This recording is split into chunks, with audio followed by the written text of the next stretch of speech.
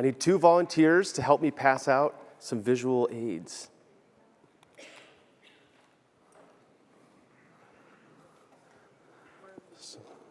So there's 4 colors, and kind of just diversify them. So everyone's going to get a little visual aid, and you'll get one. There's 4 different colors that'll come into play throughout the presentation.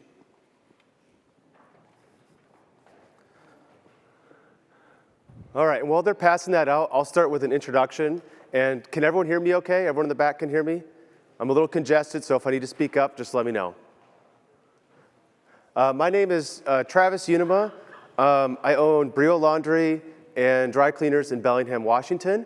You can kind of see a little bit of introduction stuff about who I am, where we operate, and what I operate. So it's a 4,300 square foot laundry and 95 washers and dryers. Also own a Dry Cleaners and on-premise laundry. County population's about 230,000. So for us, it's a big city, but for many people, it can be considered rural. Fully attended, open 7 days a week. We offer wash, dry, fold, pickup and delivery, dry cleaning, self-service, and commercial or business laundry. There we go. So one of the goals I have today is to give you guys a nugget. I like to think of everything as nuggets of information. And I want to take you through a journey of what I did in my laundromat with wash, dry, fold, and pickup and delivery, in hopes that you guys can take a couple nuggets from this and how to implement wash, dry, fold, and pickup and delivery in your store, but not to take away from your retail customer. So one of the objectives is learn how to set up your retail store for wash, dry, fold. And we're going to look at what that means to get that set up. Second thing would be is understand what data to collect so you can make KPIs that affect your decision making and they're accurate. We're also going to how to utilize those KPIs. So once you have your store set up and you have the data and you have the KPIs, the key performance indicators, what do you use those for? How do you make decisions based off of that? And then also some helpful resources to scale your wash, dry, fold. So we're going to kind of start, and I only have a laser pointer on one side. So this is a blueprint of my laundry retail store. So the important thing is you're going to see this little area here. That's the attendant area. And that's designed to do just a little bit of wash, dry, fold out of the way of the retail customers. And that's where the attendant runs the store from, helps out customers. And you'll see there's washers, dryers, and all that kind of stuff around. So we were set up initially for a little bit of wash, dry, fold. So my attempt, number 1, I call it, was I wanted to increase the wash, dry, fold. Everyone kind of knows that wash, dry, fold really started to pick off during COVID. It was a pivot point for many laundries. And as COVID kind of went down, it was like, hey, this is a good revenue source. Let's investigate into this and look into this. So my first goal was just, I want to increase it. And so I was like, okay, I need storage for it. So you can see I added, some dirty and clean storage bins, shelves, labeled them all, had zip-up covers, advertised via radio, social media, word of mouth, went around to businesses, and just said, hey, we're offering this service. And we also trained our attendants on how to do laundry, how to put it in the washer, how to put it in the dryer, how to fold it. So you're going to kind of see the same blueprint of the store. You're going to see we have the attendant processing area. Up in this corner, in the small mechanical room, is dirty storage. That's where all the dirty laundry was stored, in bins. And then we had clean on rolling racks around the store. Now, one thing you got to think about is if when you do wash, dry, fold, is you got to remember in a retail space, that's square footage. And square footage is expensive, and it takes up space from your retail customers. So if you want to increase your wash, dry, fold, you got to increase your storage space. And you can kind of do square foot calculations if you want to get nerdy about it and how many pounds can get stored on a shelf and what your capacity could be. But just always keep in mind, the less turnaround time you have, the less storage time you have. So that's a little nugget right there. So attempt number 1 was pretty basic. I just added some storage stuff and said, hey, let's just get stuff going in, let's solve problems. So you're going to kind of see that some of the problems I identified were kind of common, or like you would think, yep, okay, I understand that. Now, the biggest one you're going to see right here on the right side, my wash, dry, fold was going up and up and up, and 10%, almost month over month, just huge. But my retail started going down. I was like, well, that's not good. So what I realized was, the more my wash, dry, fold comes up, my retail going down. I got two businesses inside of the same business, and I gotta do something about this, and you've probably heard this throughout yesterday. Other people talking about closing their stores, creating a plant, not doing wash, dry, fold. So there's other options. So one of the things that I wanted to do was go a different route. So you'll see some people go the option of, I'm going to stop wash, dry, fold. I don't want it to affect my retail customer. I don't want to have the attendants for it. Or two, some people close their stores down and just do wash, dry, fold, or they build a plant. My option 3 is, I want to design my store to do wash, dry, fold, pickup and delivery, and retail in the same store. I want the one store to be as profitable as possible. And the design can't be that hard, right? So I came up with a 4-step process in my head of an ideology of how I wanted to set it up. So, and this is kind of where the watches are going to come into handy. I got 4 different colored watches. So you'll see they have QR codes on them. Don't QR code just yet. There's different colors. So, and not everyone has every watch, and that's on purpose. You'll find that out later. So the blue watch kind of goes over setup. Wash, dry, fold rules, I call them. How to set up my store. What are the rules? The health and data. What data do I need and how do I get the data? Monitor KPIs. How do I use the data? And then resources. What resources do I need to train my attendants, to advertise, to communicate with my retail customers what we're doing? And the image I came up with is, okay, I got these 4 things in my head, and I thought of a smartwatch, right? Smartwatches, when you get them, you gotta set them up. They monitor your health, they give you alerts and pings, and it's a great resource. You could call, text, chat with it. So visually think of when you're setting up on your retail, think of that smartwatch and keep going back to it and thinking to yourself, okay, am I doing this the right way? All right, put the watches on. Everyone's got different colors, but still put them on so you can get in the right zone. If anyone doesn't have any, raise your hand and we'll get you a watch. We got a couple over there. Yep, she's going to pass them out in the back. You don't have any extra? Okay. Well, we may have run out, so we'll have to share some with each other. That's on me.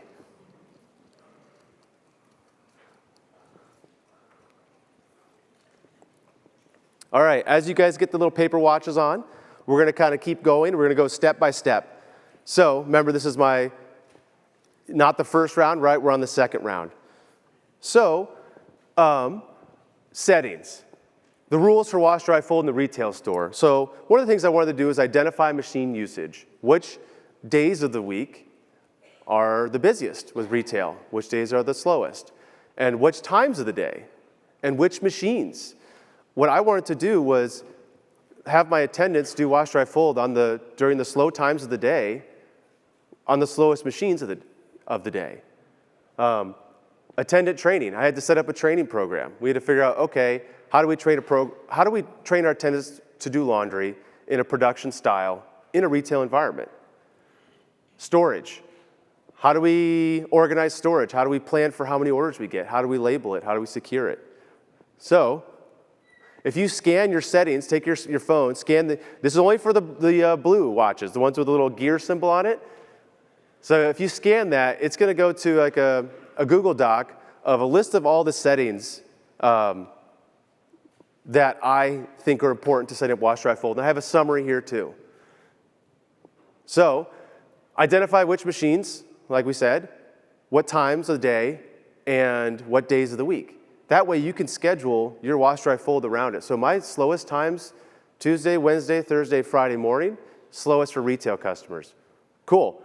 I'm going to do my wash, dry, fold, pickup and delivery, pick up Monday, do Wednesday, Tuesday, Thursday, Wednesday, and Friday. That way I can process all that laundry during the slowest retail times.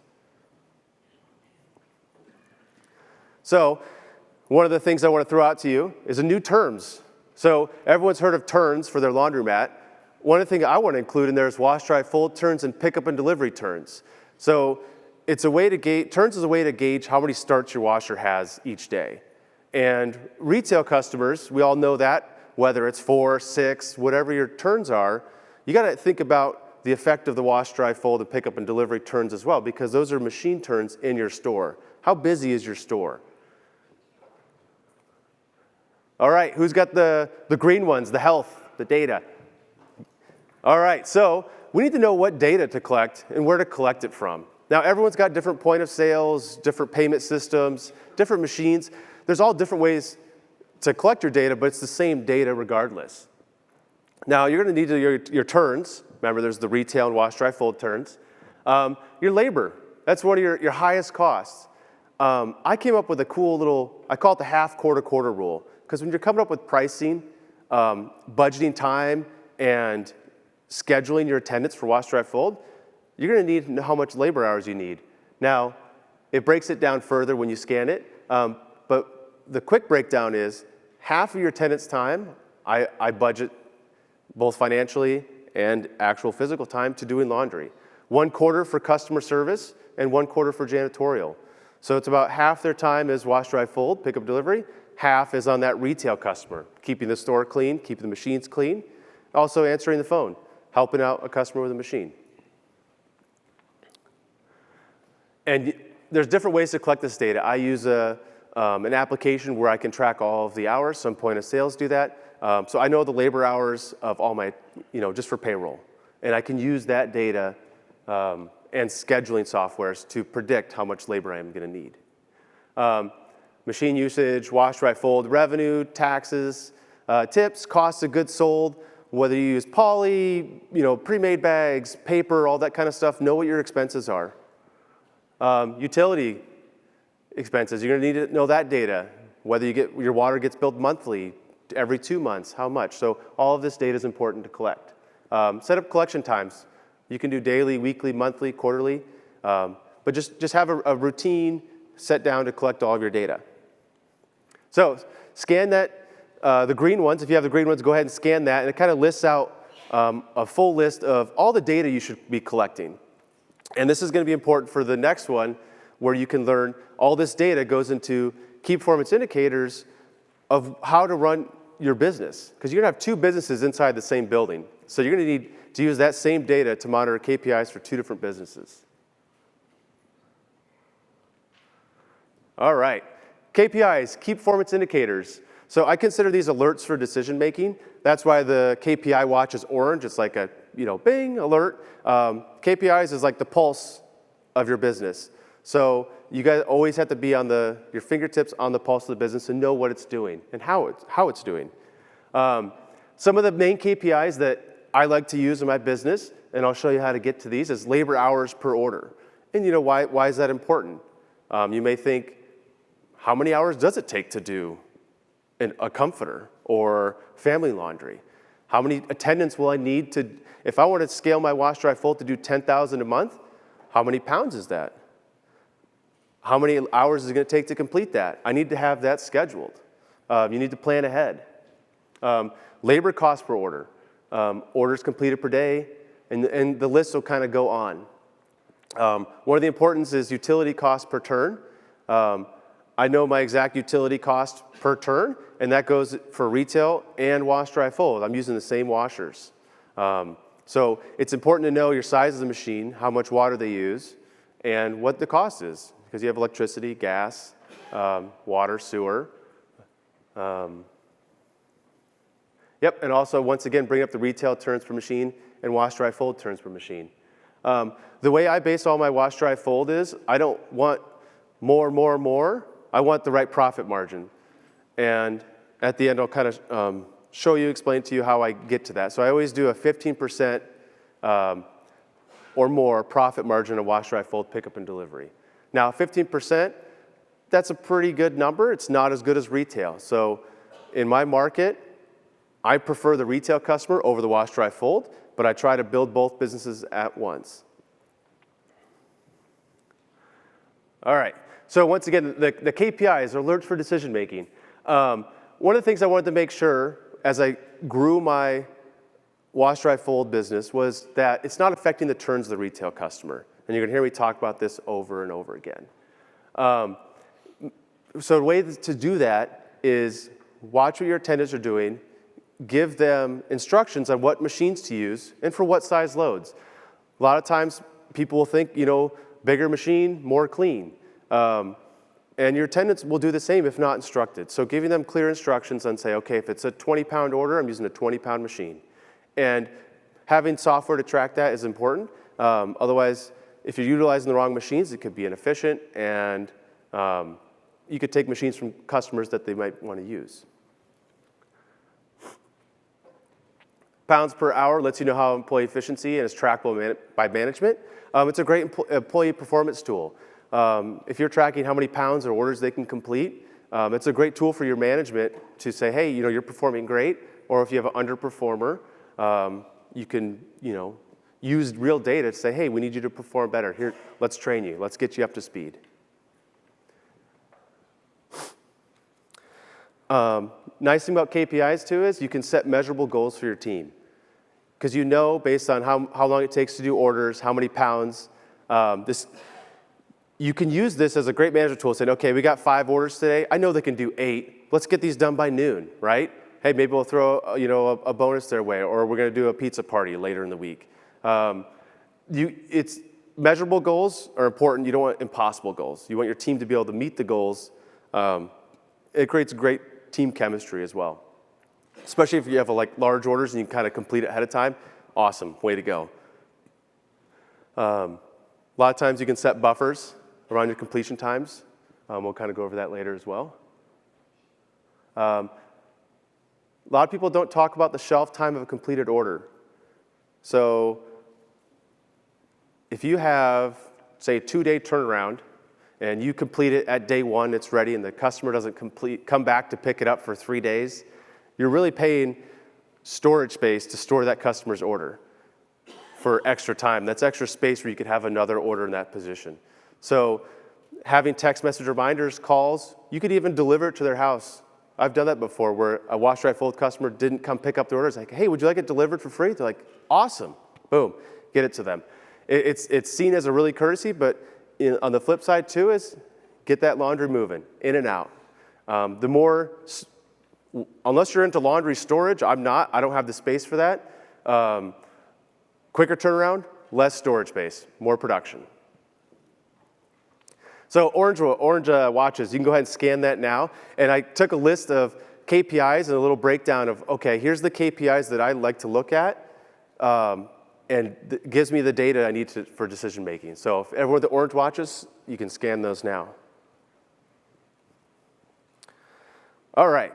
One of the fun things about coming here to meet with all of you and talk with all of you is we're all a resource for each other.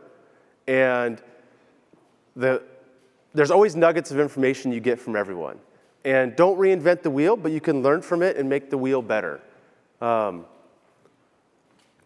So on the teal watches, if you guys scan that, you'll fill out a little form, and I'm willing to send you guys some ideas of stuff I've done. I have little signs in my store that say, hey, this is a drop and dash order, or this one's up for cleaning.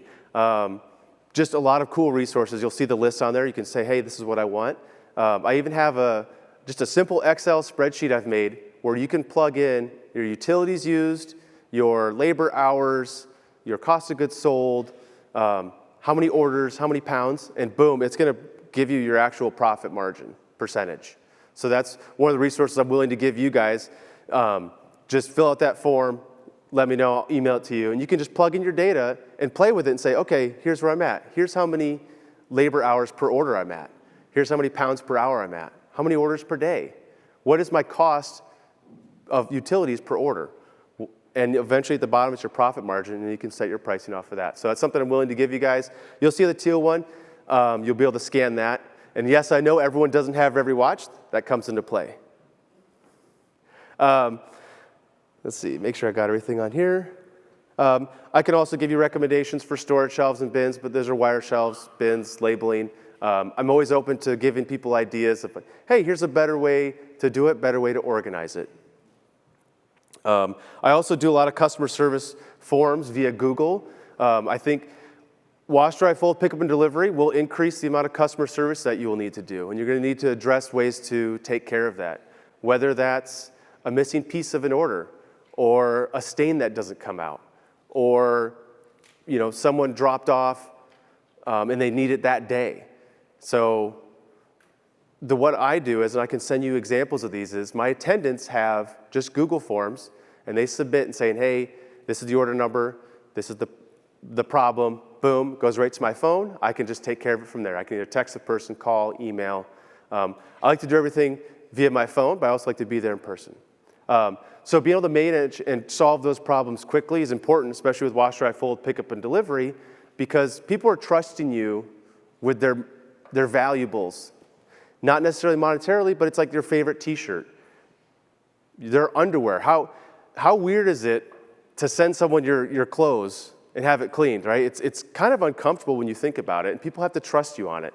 So getting a call from, whether it's the manager or owner right away saying, hey, we got your order done early, we can get it delivered to you. Or hey, you know what, we weren't able to get that stain out, really tried our best, here's 10% off the next time you come in. Something like that. So customer service is a very important part about wash, dry, fold, and pickup and delivery. And it does take time and effort, but people are trusting you with their very personal and very loved clothes. So you can scan the resources one, you can fill out the form, and I'll send you all the kind of stuff I have.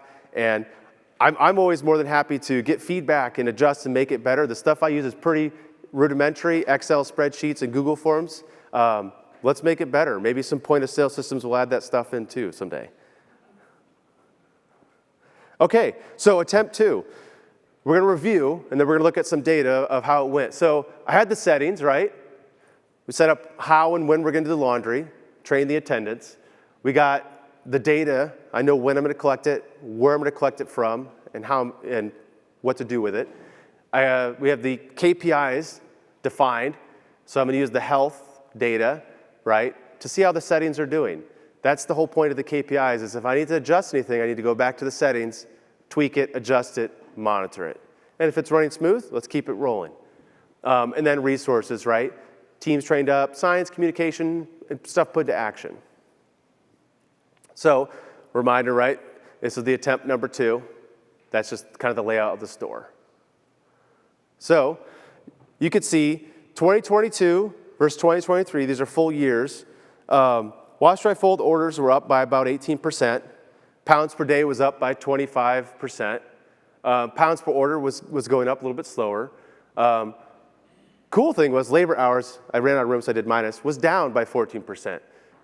So my labor hours per order with an efficient system was going down by 14% per order, which is a huge, huge difference. And my average order size was 16.86 pounds. So it's not the largest orders ever, but we get a lot of comforters and a lot of smaller orders. That's just what it is in my where I live. And then now if we compare the retail, so self-service income was up by 14.95%. So by making both more efficient, I have numbers going up on both, which is great to see. So cue the epic music. Attempt number 3, which is still currently in progress. I'll show you. I was like, okay, let's take this to the next level. I know this is working, the wash, dry, fold, and retail in the same environment. Let's design a store for it. I want to maximize this one location and get as much profit out of it as possible. And by having 2 businesses in one, that's the way I'm going to go about it. So attempt 2 was great. So attempt number 3 is I want designated storage rooms for dirty and clean laundry. I want to be able to have maybe a back-of-house processing for spot trading. I want some laundry lockers for quicker customer pickup and drop-off. I want increase the retail space, so I did increase my lease and took the space next door. And I wanted to reduce the amount of wash dry fold that the retail customer sees. I want it to be seen, but I don't want it to be out in public. You know, those like rolling shelves and stuff like that, those look terrible. We need to get that out of the way. So 1 year ago, upgraded, took the space next door, had some office spaces, we added some more washers, but I designated 2 full office spaces in a retail place to wash, dry, fold, pick up, and delivery. So it's quite a lot of space to dedicate to it, but I'm willing to give it a risk because I know my numbers, know my data. So same game plan, right? Got the setup, I know what to monitor, I know where to get it from, and I got the resources. So you're gonna look at this, dark gray was the original store. So this is the new area. So you see I have my office down here. We have clean storage in a locked room, and we also have dirty in another room. So it's a lot of storage space. You can it's a little blurry on this screen. You'll see some calculations I did of roughly, okay, if all the shelves held their max weight, this is how much I could do. And I know that's my max capacity, but realistically, I know a 45-pound laundry bag is not gonna have 45 pounds of laundry in it. The stars you're gonna see, those are the machines I have designated for attendants to use. And you're gonna see I have different sizes, different mixes, and around. I did find it was best to use dryers nearest the attendant area. But you'll see there's a little bit different size machines, and it stays away from the busiest ones that my customers love are right next to the doors. But sometimes there's different cycles and stuff like that. So that was my setup.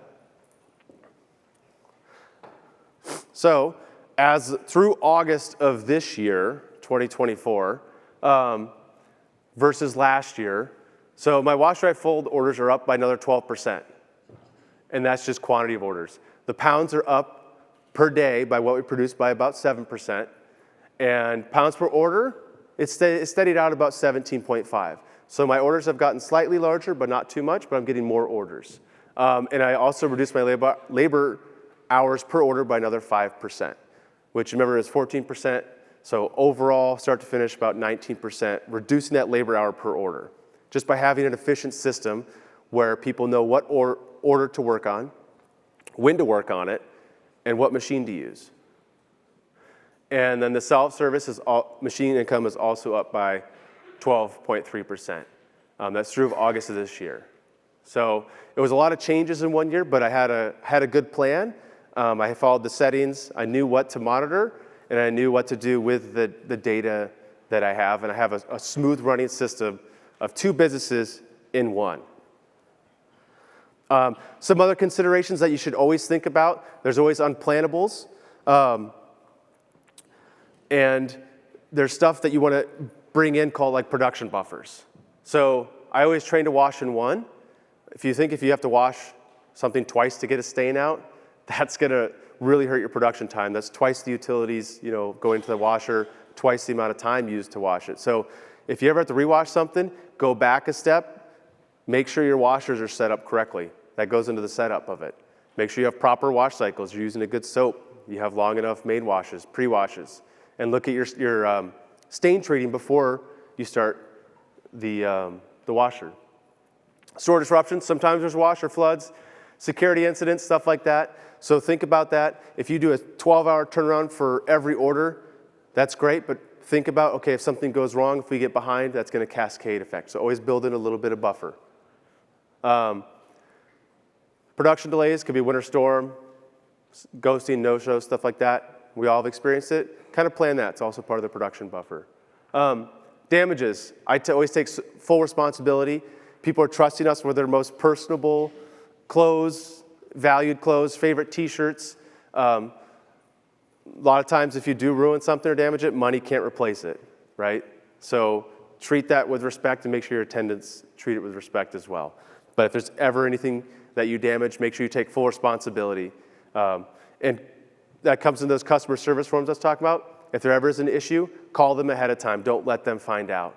Hey, there's a T-shirt in your order, got caught inside the dryer door and got torn up. Let me know, what it'll take to replace it, and I'll do that. Letting them know ahead of time is important, and correcting that as soon as possible. for your attendants, always having a defined plan. What does a attendant do if production's behind schedule? Do they do 5 orders at once? Do they work on the easy orders? Just kind of think about it and use from your own experience to plan ahead and have like a little bit of contingency plans. You can't plan for everything, but have a plan in place. And that way your managers can follow that plan if something does happen. The coolest thing about events like this is sharing is our best resource. So that's why I didn't hand everyone 4 colors of watches. So at the end, after questions, talk to each other, find someone with a different color wristband, scan it to make sure you get all 4 of the scannables and the giveaways. So I don't have all the answers. I love to learn. I love to know more. Take all the KPIs I have and say, hey, these are terrible. I want, find new ones. Or what about this? Ask me questions. I love to learn and get better. And you guys should too. So collaboration is our best strength, and that's why we go to these type of events. Sometimes you feel like, oh, I don't want to go, I know everything. But then you get these nuggets of information. That's why we come here. And that's kind of the idea of the visual behind the watches. Just remember that. Use each other. Email. Call me. Call each other if you got any questions or you're stumped on something. And that's kind of breeze through the presentation. I know we're behind a little bit, but I want to open up the floor. We're good. We're good. Okay. Any questions? Raise your hand. We'll get you the mic.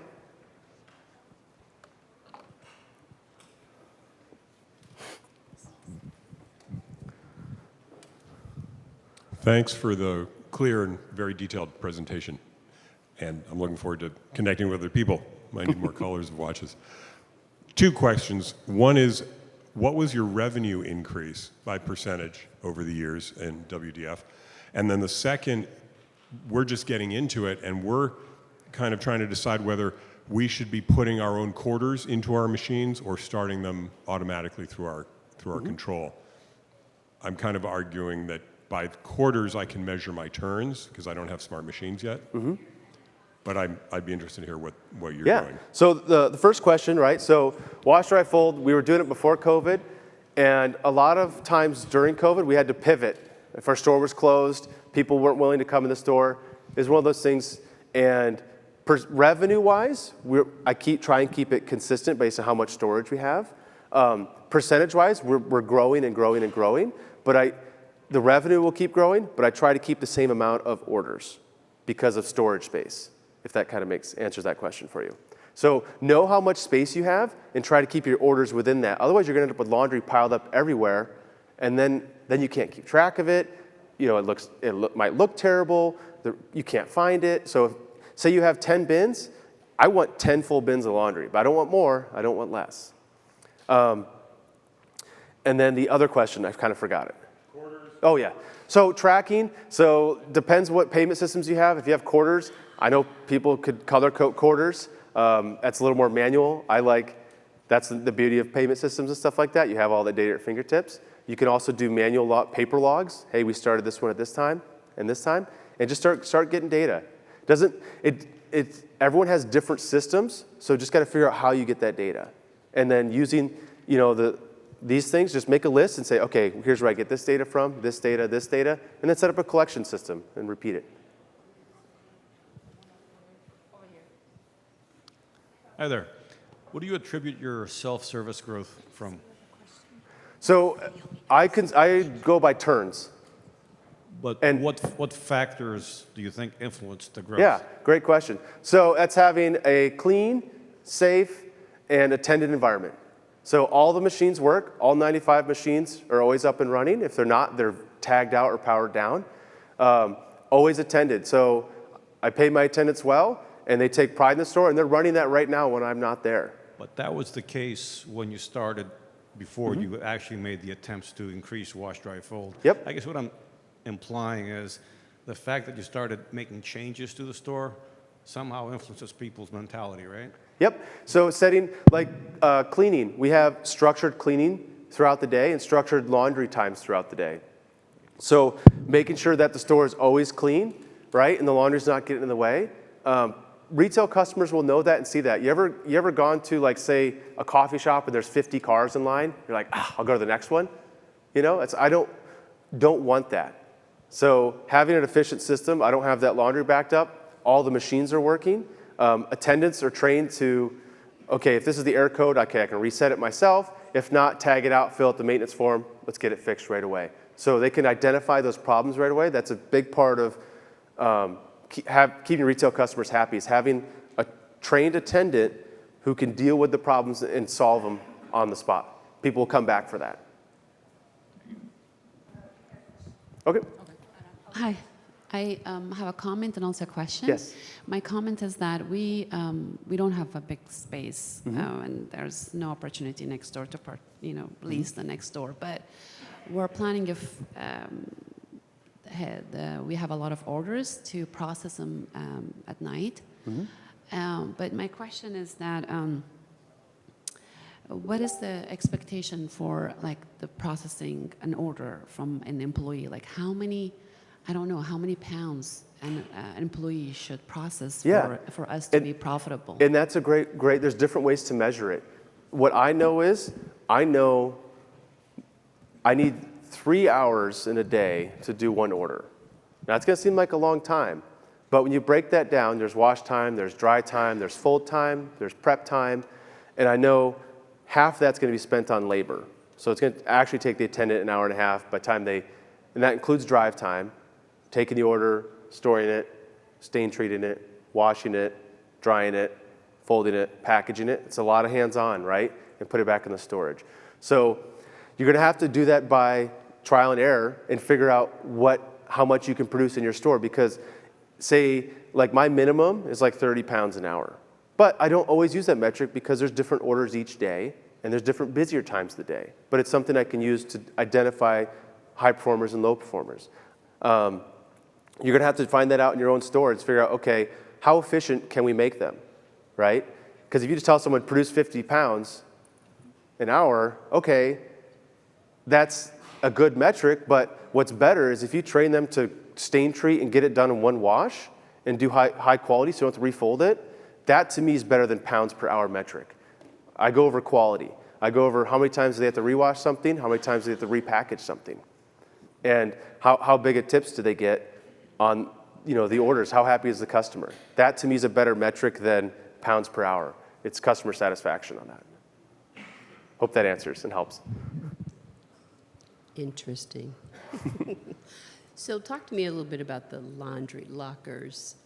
So I have a situation where, how secure, that's my first question, how secure are they? And then I think what you told me was that people drop off, is what you said? So when there's not an attendant there, Jane Doe can come and drop off her laundry to be processed, right? So there's different ways to do lockers. I do a unique way. So I have lockers for unique customers. So it's almost like elevate the customer and saying, okay, here's my dry cleaning. It says I get locker 1. How many lockers do you have? 21 compartments. And They stack? Yep, they're stacked. Not super secure. You can ask me what brand later and stuff like that, and there's different ways. They're in my store, so it's a little bit, think of like additional storage that looks nice, but it's for top tier customers can use them, or my attendants could go in and say, hey, here's your comforter. It's in this one. We go grab it for them. So we have a situation during the day where I have an employee who is in and out of the store, and it's difficult because I don't have coverage there, and I would love to have lockers where Jane Doe can come in, put it into her locker, maybe have a ticket that she can assign to it, and then lock it so that it's secure, because it won't work if it's not secure. Because there's a 2-hour window of time when that employee is not there because they're running back and forth to a hotel to do pickups and drop-offs. So would something like that work? It could work, depends on the equipment and the demographic of the area, right? Is it high crime? Is it safe? Is it rainy out? Are your lockers waterproof? Is it next to a street? I think many applications can work well. I'm still in the early stages of, utilizing them. So your lockers are outside? What's that? Your lockers are outside or inside? They're inside my store. Okay. So there's only accessible during our open hours. Gotcha. So it's a little different approach than what lockers are intended for, but that's the idea. Any other questions? Got one back there.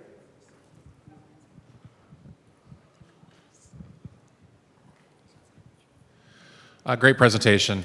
My question is, when you're going through and talking about the wash, dry, fold versus the retail, what would have been the conversion from doing the retail to the wash, dry, fold? Because you said something about your retail had decreased.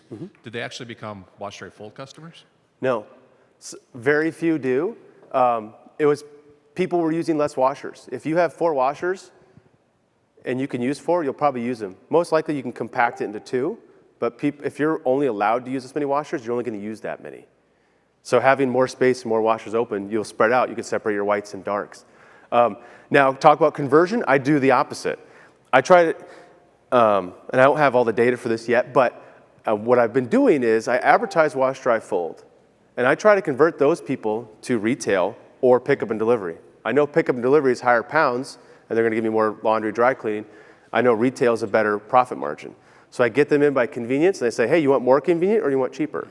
So a lot of businesses, what I'll do is, I know our slowest times, Tuesday, Wednesday, Thursday, Friday mornings. A lot of small businesses can't afford, $3.70 a pound to do laundry. It's just towels.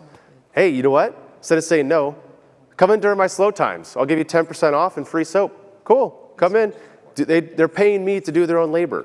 So don't look at it as a loss of wash, dry, fold as like, I'm losing out on revenue. Look at it as I could actually get more profit margin on them by them coming in during the slow times.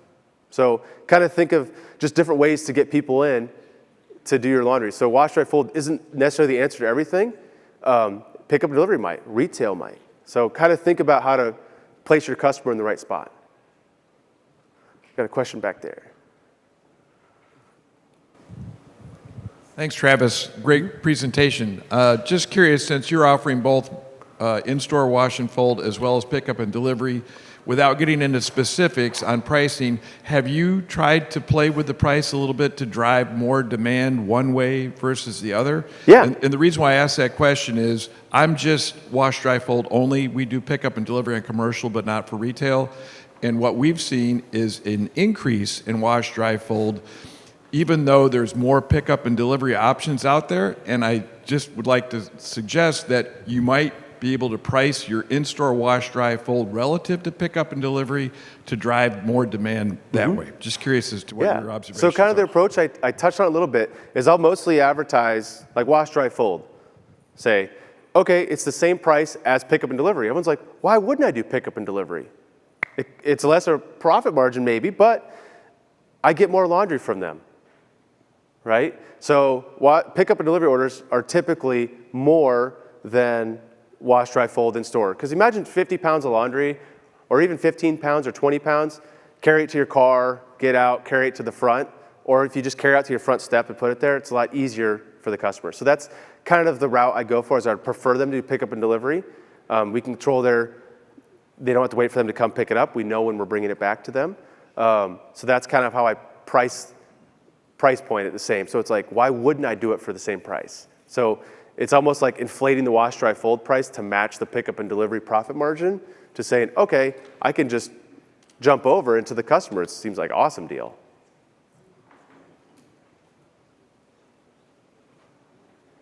I think that's it. Thank you, everybody. Appreciate your time. And then don't forget to scan the watches.